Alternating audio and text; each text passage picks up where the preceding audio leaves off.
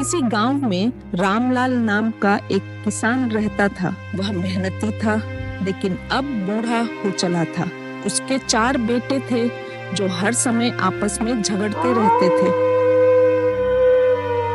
रामलाल ने कई बार उन्हें समझाने की कोशिश की, लेकिन उनके झगड़े बंद नहीं। सुनो भाइयों, मुझे ऐसा लग रहा है कि आज हम लोग के पिताजी हम लोग को खेत पे ले जाएंगे, हमें काम सिखाने के लिए। अच्छा भाई, ऐसा है क्या? तब मुझे नहीं जाना खेत पे। अरे तुम दोनों चुप रहो, वो खेत मेरा है तो तुम लोगों को वहां जाने का कोई भी अधिकार नहीं। ये क्या बक रहे हो छोटे तुम?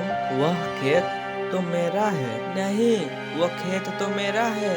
तुम दोनों गलत हो। पूरा का पूरा खेत तो मेरा ही नाम होगा। तुम लोग दोनों का मैं बड़ा भाई जो हूँ। नहीं, वो मेरा है। नहीं, वो मेरा है। नहीं, वो मेरा है। अरे ये क्या कर रहे हैं वो लोग? वो लोग लड़ रहे हैं। कैसे बेटे यार भगवान मुझे दिए हैं। ये तो इतनी छोटी उम्र से ही यह खेत खलियान के लिए लड़ाई कर रहे हैं। यह लड़ाई तो शायद अब कभी खत्म नहीं होगी। चलो अब क्या ही कर सकते हैं, शायद यही मेरे भाग्य में है। मुझे कुछ सोचना चाहिए मेरे बेटों के लिए, ऐसे में तो वो तुरंत ही बिछड़ जाएंगे।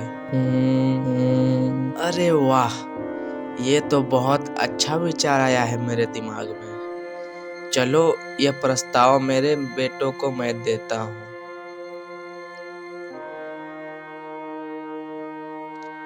बेटो, मेरे पास तुम्हारे लिए एक खबर है। जी पिताजी। हाँ बोलिए पिताजी। मेरे प्यारे बच्चों, क्या तुम्हें पता है कि हमारे खेत में एक जादुई खजाना छिपा हुआ है? क्या पिताजी, क्या आप सही कह रहे हो? अरे वाह, तब तो हमारे ये गरीबे भरा जीवन दूर हो जाएगा ना पिताजी? सही में पिताजी। हाँ बच्चों, हाँ, यह सत्य कथा है। जो उस खजाने को पाएगा वह सबसे अमीर आदमी बन जाएगा हमारे इस गांव का। अरे वाह पिताजी, ये तो बहुत ही खुशी की बात है। वैसे पिताजी, खजाना है कहाँ पर, वो तो बताइए। हाँ पिताजी, मुझे बताइए, खजाना कहाँ पे छिपा हुआ है? मेरे प्यारे बच्चों, किसी को बताना मत। खजाना हमारे खेत के नीचे दबा हुआ है, लेकिन तुम्हें उस खजाने को पाने के लिए तुम्हें शायद पूरा खेत खोदना पड़ जाएगा, क्योंकि मुझे यह पता नहीं है कि खजाना खेत के कौन से हिस्से पे गड़ा हुआ है। पिताजी, आप उसकी चिंता ना कीजिए, वो हम तीनों भाई देख लेंगे। हाँ पिताजी, आज हम सब जाके खजाने को खोजने का प्रयास करेंगे। अगले ही दिन चारों भाई अपने पिता की बात मानकर खेत खोदने में लग गए।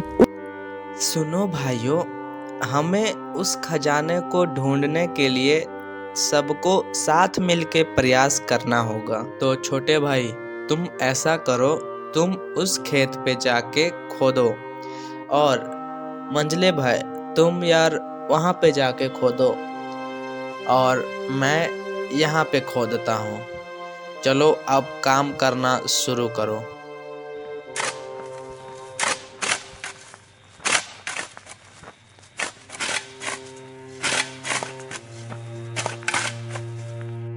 उन्होंने कड़ी मेहनत की, लेकिन खजाना कहीं नहीं मिला। क्या बड़े भाई, सुबह से यार शाम हो गई, परंतु खजाना तो कहीं है ही नहीं। हाँ भाई, वहाँ पे भी यार खजाना तो बिल्कुल भी नहीं है। ठीक बोल रहे हो तुम दोनों, यहाँ पे भी खजाना नहीं है। चलो भैया, तब घर चलो, या शायद यहाँ पे खजाना है ही नहीं। चलो घर। हाँ ठीक बोल रहे हो तुम। पिताजी, हमने पूरा खेत खोद डाला, लेकिन हमें तो खजाना कहीं पे नहीं मिला। हाँ पिताजी, मैंने तो सबसे बड़ा वाला खेत को खोदा, मैंने पूरी जमीन खोद डाली, पर मुझे भी यार खजाना नहीं मिला। हाँ पिताजी, मैंने बीच वाला खेत को खोदा, पर मुझे भी खजाना तो नहीं मिला। अरे मूर्खो, अब जब खेत तैयार हो चुका है तो तुम इसमें बीज ही डाल लो, यही खजाने का पहला चरण है। आए, ये क्या बात हुई पिताजी? आप तो बोल रहे थे कि वहाँ पे खजाना है जिससे हम अमीर हो जाएंगे। हाँ पिताजी, आपने हमें बुद्धू बनाया। चारों भाइयों ने पिता की बात मानी और खेत में बीज डाल दिए। तब भाइयों, हमने खेत को इतना खोद ही दिया है, तो क्यों न हम उसमें बीज डाल दें? जी भैया, आप सही कह रहे हो। हाँ। कुछ ही दिनों में खेत हरा भरा हो गया। जब फसल बिकी तो चारों भाइयों को बहुत पैसा मिला। रामलाल चारों बेटों को समझाते हैं। देखो बेटो, मेहनत और एकता का यही फल होता है। यदि जादुई खजाना है, अगर तुम साथ मिलकर काम करोगे तो हर साल यह खजाना तुम्हारे पास ही होगा। ये फसल ही हमारी असल खजाना है। मैं इसी खजाने की बात कर रहा था। जी पिताजी, हम समझ गए। हाँ पिताजी, आप सही कह रहे थे। जी पिताजी, अब मुझे समझ आया कि असली धन क्या होता है। मेहनत और एकता से ही सफलता मिलती है, समझे ना?